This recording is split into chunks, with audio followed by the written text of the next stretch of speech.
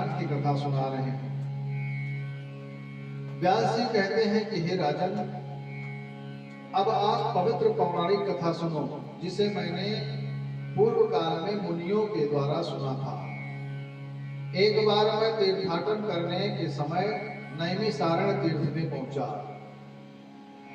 वहां पर मुनियों के समाज में कथा प्रसंग चल रहा था और उस सत्संग सभा में जमदग्नि मुनि ने प्रश्न किया कि हे महाभाग तपस्वियों, मेरे मन में शंका है कि ब्रह्मा, विष्णु, महेश, इंद्र, वरुण, अग्नि, कुबेर, वायु, विश्वकर्मा, कार्तिकेय, गणेश, सूर्य, भद्र, पूर्वा, चंद्रमा, इनमें सबसे अधिक अभीष्ट फल देने वाला कौन है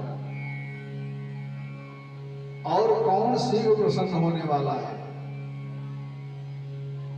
उनके इस प्रश्न को सुनकर के लोमस ऋषि कहते हैं कि संसार में एकमात्र आराधनीय महाशक्ति आदि स्वरूपा सर्वगामिनी कल्याण करने वाली ब्रह्मा आदि श्रेष्ठ देवताओं की जननी भगवती ही हैं और वही भगवती केवल नाम का उच्चारण तथा स्मरण करने से ही वरदान देने के लिए प्रस्तुत हो जाती हैं। उनके नाम अक्षर के उच्चारण मात्र से ही एक ब्राह्मण ने सिद्धि प्राप्त की थी।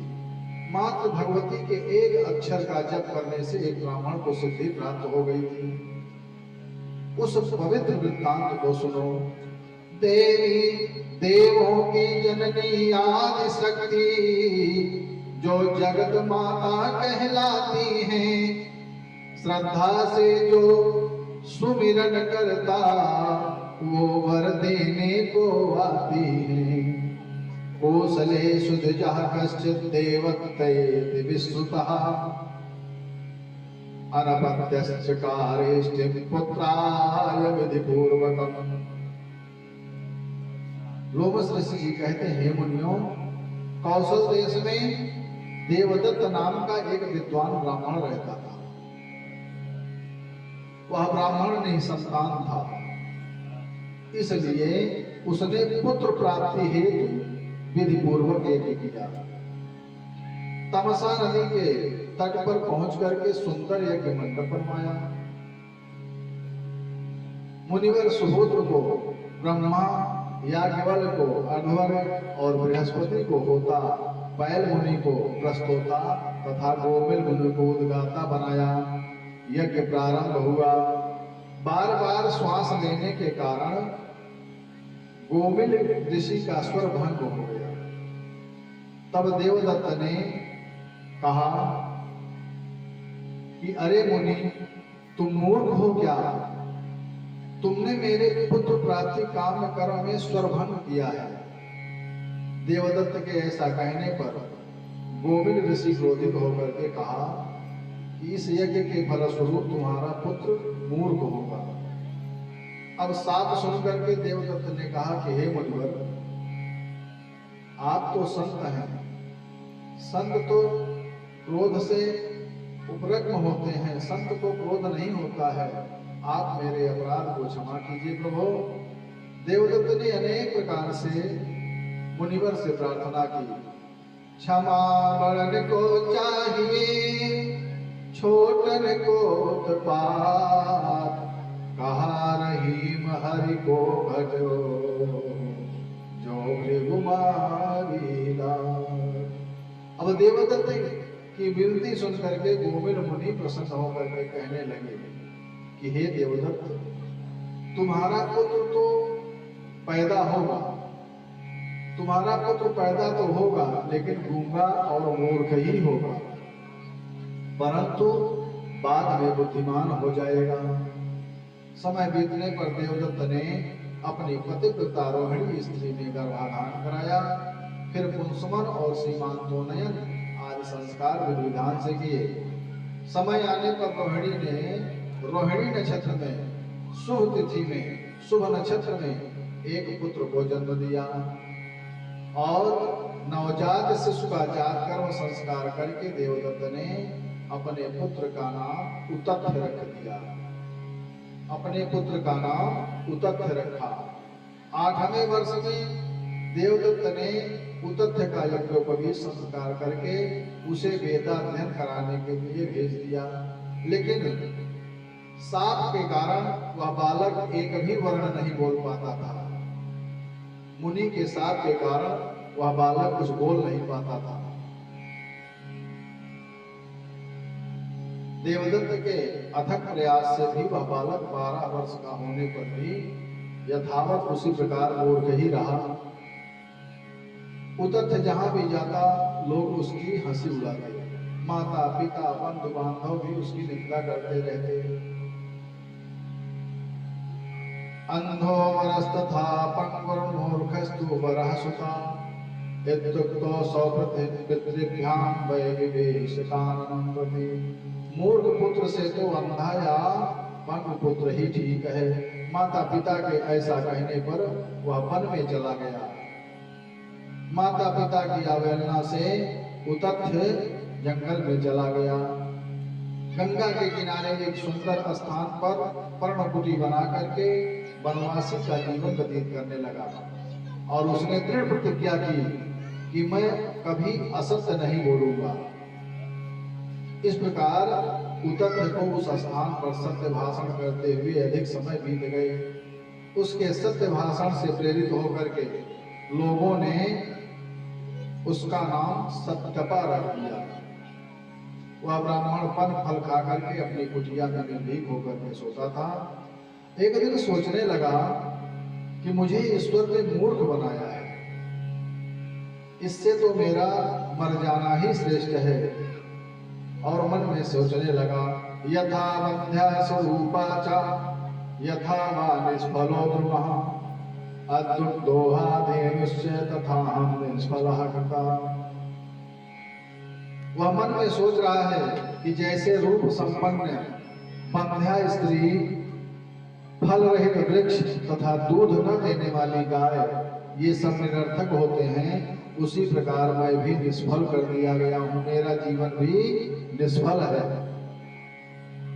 अब सत्यपा सोचने लगा मन में कि मेरे बहुत से साथी मुनि कुमार वेद शास्त्र में पारंगत हो गए हैं और मैं मूर्ख ही बना रहा हूं। मैं तप करना भी नहीं जानता हूं, न कोई साधना करना जानता हूं। इसी सोच विचार में मन लगाए उसे निर्जन वन में 14 वर्ष बीत गए और इतने समय में उसकी यह प्रसिद्धि अवश्य हो गई कि सत्य तपा तो सिर्फ सत्यवादी मुनि है, हमेशा सत्य ही बोलता है। एक दिन उसी वन में एक किरात ने एक सुअर को बाण मारा। वह रक्त से लथपथ सुअर उस मुनि ने आश्रम के आगे से निकलते देखा तो दया के कारण उस बालक के मुंह से ऐन का उच्चारण हो गया। उस सत्यतपा ने सत्यव्रत को यह नहीं ज्ञात था कि यह सारस्वत बीज मंत्र है। वह घायल सुअर भयभीत होकर के उसी सत्यव्रत के पास वाले वन में चला गया। पीछे पीछे शिकारी भागा भागा करके पूछने लगा कि हे विप्रदेव, अभी अभी मेरे बाण से घायल एक सुअर इधर आया था, अब आप यह बताओ कि वह किस दिशा में गया है। अब सत्यव्रत मन में सोच रहा है कि मैं सत्य बोलता हूँ, लेकिन आज सत्य बोल करके इसे बताता हूँ तो सुअर की हत्या का पाप लगेगा मुझे, और यदि नहीं बताता हूँ तो इसके परिवार के भूखा रहने का पाप लगेगा मुझे। सत्यम न सत्यम खलु यत्र हिंसा दयान्वितं चान्यतमेव सत्यम हितं नराणां भवति येन तदेव सत्यम न तथा न तैव। वह सत्य वास्तव में सत्य नहीं है जिससे किसी भी जीव की हिंसा होती हो, तथा दया से युक्त असत्य भी सत्य ही है। जिसके द्वारा प्राणियों का कल्याण हो वही सत्य है, और इसके विपरीत सभी बातें असत्य हैं। इस पर विचार कर रहे मुनि कुमार ने सुअर को देख करके जो ऐन का उच्चारण किया था उसी बीज मंत्र से प्रसन्न होकर के भगवती जगदम्बा ने सत्यव्रत को दुर्लभ विद्या प्रदान कर दी और दुर्लभ विद्या प्रदान करके उसको धन्य कर दिया। अब सत्यव्रत के हृदय में समस्त विद्याएं प्रस्फुटित हो गई। उसी प्रकार जैसे पूर्व काल में महर्षि वाल्मीकि को ज्ञान प्राप्त हो गया था। इसके पश्चात सत्यकाम परमात्मा ने उस धनुर्धारी व्यास से कहा कि हे व्यास, या पश्यति न सा ब्रूते, या ब्रूते सा न पश्यति, अहो व्याध स्वकार्यार्थं विपृच्छस्य पुनः पुनः। हे व्याध, जो आंख देखती है वह बोलती नहीं है, और जो वाणी बोलती है वह देखती नहीं है, अतः अपने ही प्रयोजन में तत्पर हे व्याध, तुम बार बार मुझसे क्यों पूछ रहे हो? मैं कैसे बता सकता हूँ? आंख ने जो देखा है वह बोल नहीं सकती है, और जो बोल सकता है वह देख नहीं सकता है, तो मैं कैसे आपको बताऊं? अब सत्यव्रत ब्राह्मण ने सारस्वत बीज मंत्र का विधि पूर्वक जप किया और वे वाल्मीकि के समान विद्वान और कवि हो गए। उनका चारों तरफ यशोगान होने लगा। उनका यश सुन करके उनके परिवारी जन, जिन्होंने पहले उसे त्याग दिया था, आश्रम से घर ले गए और उनका मान सम्मान किया। अतः हे राजन, उन आदि शक्ति परादेवी सर्व काम प्रदायक अम्बा का वैदिक विधि के अनुसार अनुष्ठान कीजिए, और वे भगवती स्मरण करने, पूजा करने तथा स्तुति करने से भक्त के सभी मनोरथों को पूर्ण कर देती हैं। अब व्यास जी जन्मेजय जी से कहते हैं कि हे राजन, मैंने यह महात्मा नैमिषारण्य क्षेत्र में लोमस ऋषि के मुख से भगवती का महात्मा सुना था, वह आपको मैंने सुना दिया। अब राजा कहते हैं, जन्मेजय जी राजा कहते हैं व्यास जी से कि हे ब्राह्मण, अब आप मुझे उन देवी की यज्ञों का विधान सुनाइए। पूजा विधि, मंत्र, होम, द्रव्य तथा दक्षिणा आदि के विषय में बताइए।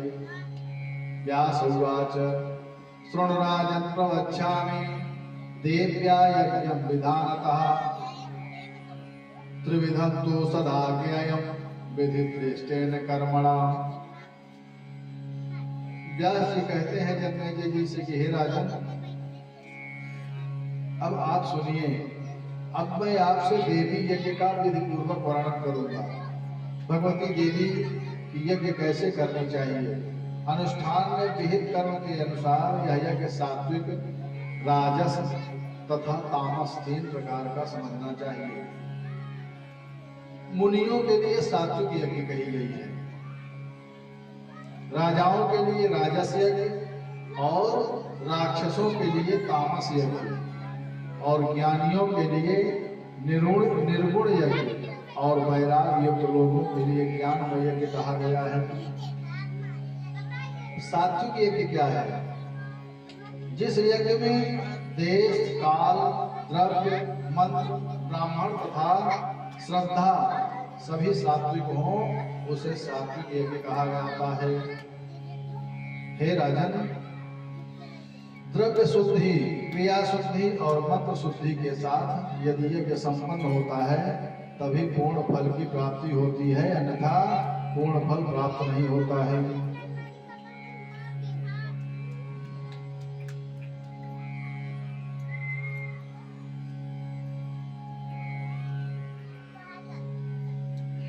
अन्योन्य द्वारा उपार्जित किए धन से यदि पुण्य कार्य किया जाता है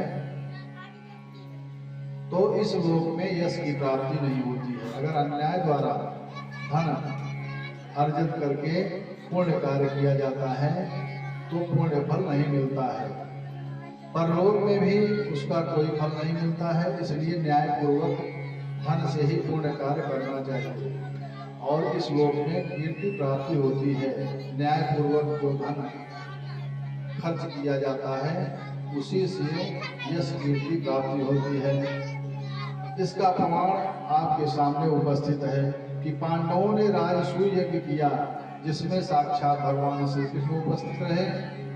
भरद्वाज आदि विद्या ने ब्राह्मणों ने उसका संपादन किया यज्ञकर्ताओं ब्राह्मणों को श्रेष्ठ दान दक्षिणा दी गई थी, फिर भी अभिमान पूर्वक यज्ञ का आयोजन करने के कारण पांडवों को 1 महीने के भीतर ही महान कष्ट प्राप्त हो गया था।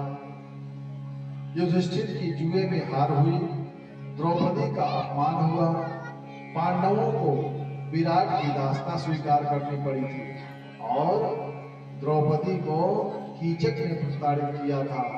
तब आप ही सोचिए, तब कृष्ण की भक्ति और ब्राह्मणों का आशीर्वाद कहाँ चला गया था। इसलिए न्याय पूर्वक ही धन खर्च करना चाहिए और न्याय पूर्वक धन ही उपयोग में करना चाहिए। यदि प्रारब्ध ही ऐसा था तो यह कहा जाए तो वेद शास्त्र और धर्म ग्रंथ निष्फल हो जाएंगे और स्वर्ग प्राप्ति के लिए तप तथा वर्ण धर्म सभी व्यर्थ हो जाएंगे। कर्मशील विद्वानों ने कत्र भेद, मंत्र भेद तथा द्रव्य भेद ही यज्ञों में अनिष्ट के कारण बताए हैं।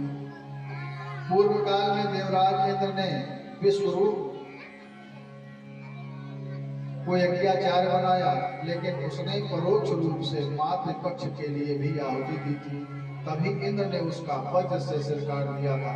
या कर्ता के भेद से विपरीत फल प्राप्त हुआ था।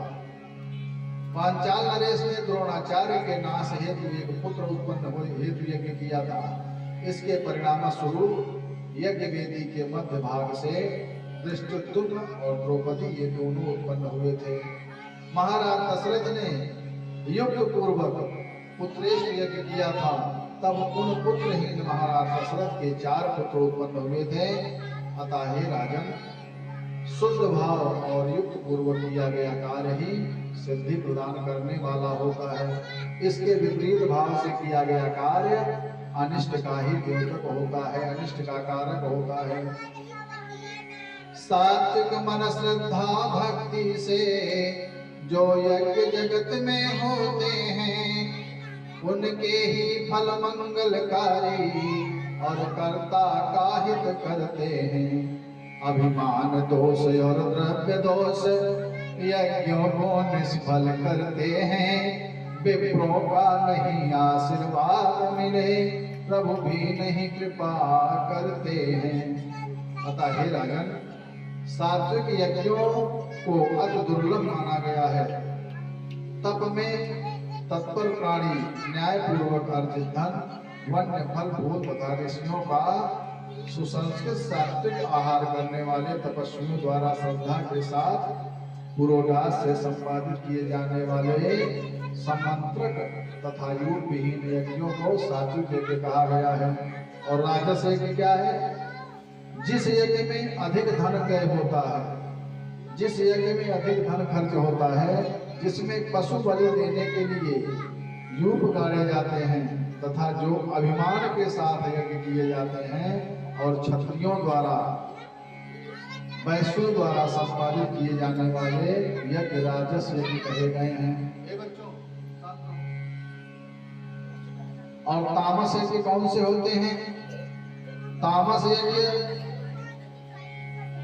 दानवों द्वारा क्रोध भावना के साथ किए जाने वाले अहंकार पूरित बड़ी साज सज्जा के साथ क्रूरता पूर्वक और ईर्ष्या पूर्वक किए जाने वाले यज्ञ तामस यज्ञ कहे जाते हैं। और मानस यज्ञ कौन से हैं? मानस यज्ञ क्या है? विरक्त मुनि व महात्मा मोक्ष की कामना से सर्व साधन संपन्न मानस यज्ञ का आयोजन करते हैं। अन्य सभी प्रकार के यज्ञों में द्रव्य, श्रद्धा, ब्राह्मण, देश और कर्मों में कुछ कमी रह भी सकती है। अतः अन्य यज्ञ मानस यज्ञ की तरह पूर्ण नहीं होता है। जब मनुष्य मन इंद्रियों के विषय का परित्याग करके पवित्र हो जाता है, तभी वह मानस यज्ञ करने का अधिकारी होता है। सबसे बड़ी पूजा मानसिक पूजा कही गई है। मानस यज्ञ के लिए सर्वप्रथम मन को परम शुद्ध तथा गुण से रहित बनाना चाहिए। मन के शुद्ध हो जाने पर शरीर की शुद्धि स्वतः हो जाती है, तभी वह मानस यज्ञ करने का अधिकारी होता है। इसके पश्चात वह अपने मन में पवित्र यज्ञीय वृक्षों से निर्मित सुंदर स्तंभों से अलंकृत अनेक योजन विस्तार वाले यज्ञ मंडप की रचना करे, उसमें विशाल यज्ञ वेदी की कल्पना करे और उस पर मानसिक अग्नि की विधि पूर्वक स्थापना करे। उसी प्रकार मन में ब्राह्मणों का वर्ण करके ब्रह्मा, अध्वर्य, होता, प्रस्तोता, उद्गाता और प्रतिहर्ता नियुक्त करके उनका पूजन करे। फिर पांचों अग्नियों को यज्ञ वेदी पर स्थापित करे और उनमें प्राण को गार्हपत्य, अपान को अवाहनीय, अग्नि व्यान को दक्षिणाग्नि, समान को आवसत्य अग्नि तथा उदान को सभ्य अग्नि कहा गया है। और मानसिक रूप से ही दोष रहित तथा पवित्र हवन सामग्रियों को भी कल्पना करनी चाहिए। मानसिक यज्ञ बहुत कठिन है, देखने में तो आसान है, सोचने में आसान है, लेकिन करने में सबसे कठिन मानसिक यज्ञ ही है। इस यज्ञ में होता और यजमान दोनों के रूप में मन ही होता है। निर्गुण तथा अविनाशी ब्रह्म इस यज्ञ में अधिदेवता होते हैं। सभी फलों को प्रदान करने वाली पराशक्ति, कल्याण कारिणी ब्रह्म विद्या आदि शक्ति भगवती को प्रसन्न करने के लिए द्विज को हवन सामग्रियों की आहुति अपने प्राण रूपी अग्नि में देनी चाहिए। हे प्रभु, मानस हवन करके अपने मन को आलम्बन रहित करके कुंडलिनी के मुख मार्ग से अर्थात सुषुम्ना रंध्र द्वारा शाश्वत ब्रह्म में अपने प्राणों की भी आहुति देनी चाहिए। इस प्रकार जब वह साधक सभी प्राणियों में अपने आप को तथा अपने में सभी प्राणियों को देखने लगता है, तब वह भूतात्मा उन भगवती का दर्शन प्राप्त कर लेता है और उन सच्चिदानंद स्वरूपिणी का दर्शन करके ब्रह्म ज्ञानी हो जाता है। अतः हे राजन, तब उस साधक का माया जनित प्रपंच जल करके भस्म हो जाता है। विषय की इच्छा वाला राजा इस मानस यज्ञ को नहीं कर सकता है। विषय भोगों की इच्छा रखने वाला व्यक्ति इस मानस यज्ञ को नहीं कर सकता है। अभी कुछ समय पूर्व ही आपने दुरात्मा तक्षक से पैर चुकाने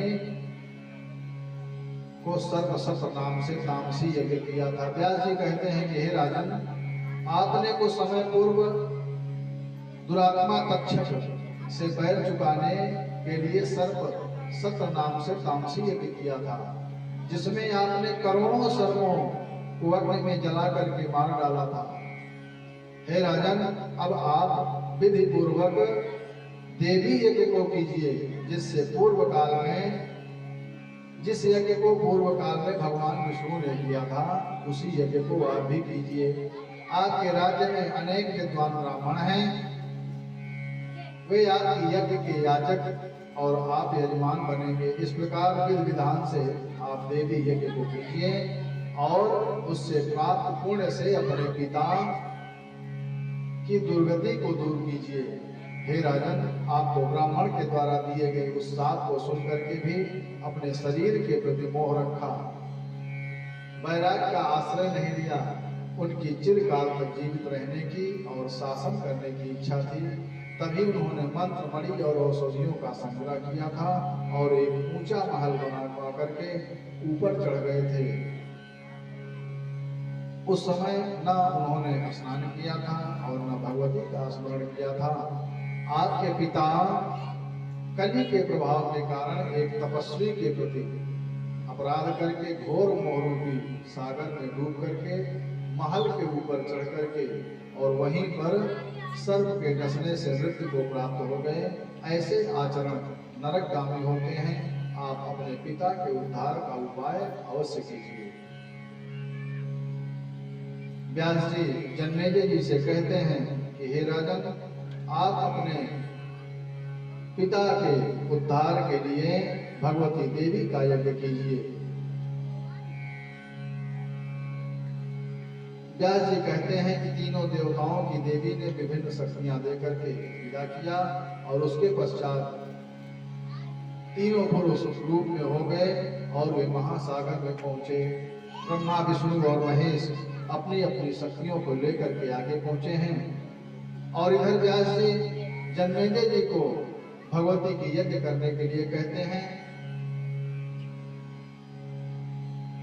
जन्मेजय जी यज्ञ की व्यवस्था करते हैं। अब आगे की कथा कल होगी। आइए, आज की कथा यहीं पर विश्राम करती है। आइए हम सभी भक्तजन भगवान नाम संकीर्तन करते हुए से हनुमान चालीसा की तरफ चलते हैं।